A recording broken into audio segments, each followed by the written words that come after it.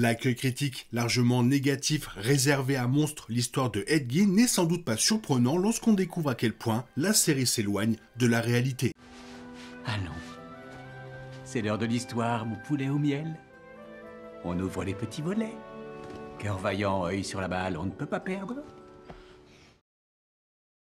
L'expression « true crime » a toujours été quelque peu trompeuse, compte tenu des nombreuses libertés créatives que les cinéastes peuvent s'accorder avec les sources d'inspiration de leurs séries, podcasts et films. La controversée série d'anthologie monstre de Netflix en est un parfait exemple. Les 2 premières saisons de la série de faits divers du showrunner Ryan Murphy ont été critiquées pour leur inexactitude et leur distorsion de la réalité. Toutefois, lorsque la fin de l'histoire de Ed Gein est dévoilée, on pourrait pardonner aux téléspectateurs de vouloir revenir aux saisons 1 et 2 de la série. Cette saison 3 propose de raconter l'histoire du monstre Ed Gein, en explorant à la fois son passé et son impact exceptionnel sur la culture populaire. Ce postulat recèle un potentiel considérable. Après tout, les crimes de Gein ont inspiré, au moins en partie, des films comme Massacre à la tronçonneuse, Le silence des agneaux et Psychose. De plus, Murphy et son co-scénariste Ian Brennan ont réuni un casting de premier plan, incluant Charlie Hunnam, Laurie Metcalf et même la pop star Addison Rae pour la mini-série.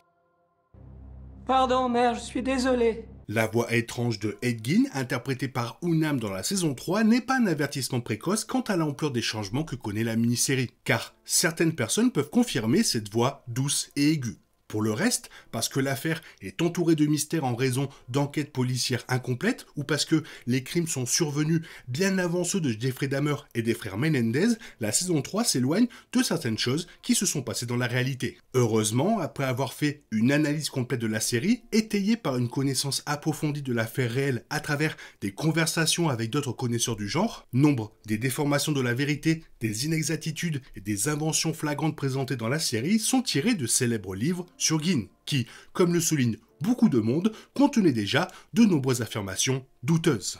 Plus important encore, Ed Gein n'a jamais été fiancé à Adeline Watkins. Bien qu'ils aient eu quelques rendez-vous ensemble, Watkins a rejeté sa demande en mariage. Elle a admis lors d'une interview qu'ils partageaient un intérêt commun pour les histoires de faits divers. Mais l'ampleur de cet intérêt est bien loin de celle décrite dans la série. Dans cette saison 3, Watkins veut coucher avec Gein dans un cimetière, est au courant des meurtres et des pillages de tombes qu'il a commis, lui trouve un emploi de babysitter et l'aide à dissimuler ses crimes. Rien ne permet de croire que Watkins était au courant des crimes de Gein et leur relation réelle ne semble pas avoir dépassé une brève relation.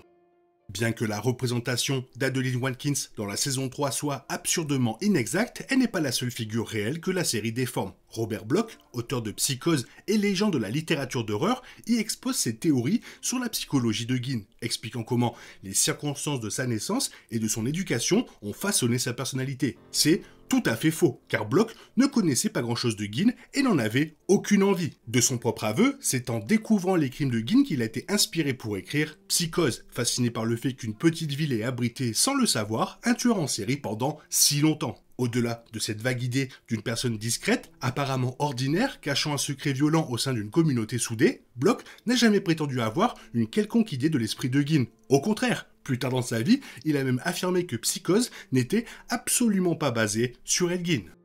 Bien que certains téléspectateurs aient salué l'évitement par la saison 3 de certains clichés transophobes qui ont hanté l'histoire de Gein pendant des années, la représentation de sa relation au genre laisse beaucoup à désirer. Gein possédait des articles sur ce qu'on appelait alors les opérations de changement de sexe et manifestait un certain intérêt pour le sujet. Toutefois, il n'était pas particulièrement fasciné par la femme transgenre Christine Jorgensen, et le livre écrit par Jorgensen que Watkins lui remet dans la série n'a été publié qu'après son incarcération. Ironiquement, ce lien erroné entre les deux ne fait qu'accentuer la vision erronée et préjudiciable de Gein comme une personne souffrant de dysphorie de genre.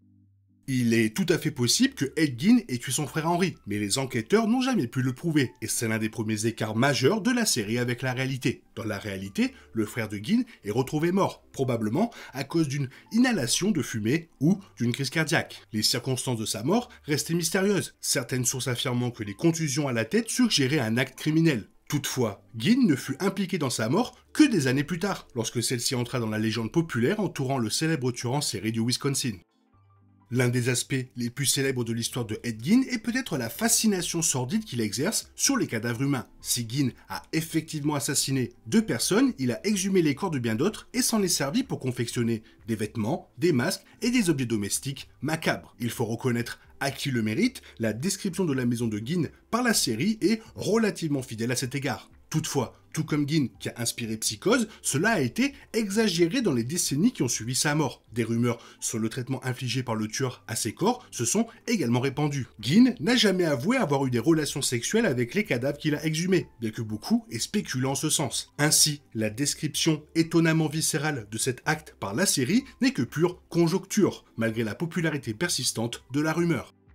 L'inexactitude la plus importante de cette saison 3 est aussi la plus fréquente dans les histoires sur ce célèbre tueur. Les nombreux tueurs en série fictifs inspirés par Ed Gein ont presque systématiquement des problèmes avec des mères autoritaires, et le personnage principal de la série ne fait pas exception. Incarnée par la légendaire Laurie Metcalf, la mère de Gein est dépeinte comme une femme violente qui maltraite son mari et plonge son fils dans la psychose par son fanatisme. Ses opinions religieuses ultra-conservatrices sur la sexualité et les relations amoureuses déforment l'esprit du jeune Gein, l'empêchant d'entretenir une relation amoureuse normale après sa mort. Toutefois, aussi choquant que cela puisse paraître, la mère de Gein, dans la vraie vie, n'était pas le monstre violent que la série dépeint. D'après les propres interviews de Gein, c'était son père qui était violent envers lui et son frère, tandis que sa mère était une mère relativement sûre. La mère de Gein nourrissait nombre des opinions agressives décrites dans la série, mais ses mauvais traitements constants envers son mari et ses fils sont inexacts. Le père de Gein était physiquement violent, et les conséquences que cela a eues sur sa psychologie sont souvent sous-explorées, voire carrément ignorées, une erreur que Monstre, l'histoire de Ed Gein,